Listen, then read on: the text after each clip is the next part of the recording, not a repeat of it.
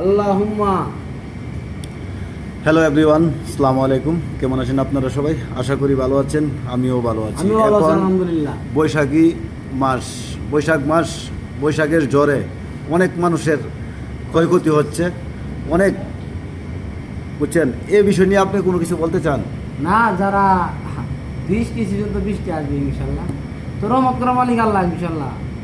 তবে বৃষ্টি ইদানিং বেশি হচ্ছে কারণে এই জন্য আমাদেরও বেচা কিনা কম একদম।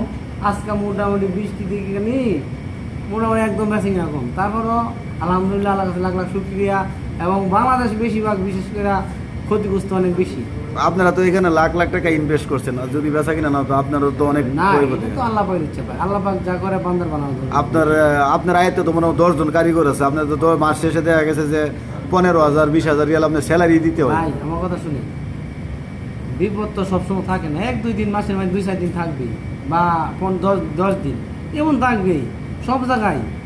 শুধু এনে না, সব জায়গায় বৃষ্টি বাদল বিপদ আপদ এগুলোই লই আমার চলতে হয়, কিছু করার নাই। হ্যাঁ, যেখানে সমস্যা এখানে সমাধান ইনশাআল্লাহ, রহমত করা মালিক আল্লাহ। যাক, সবার জন্য দোয়া করবেন।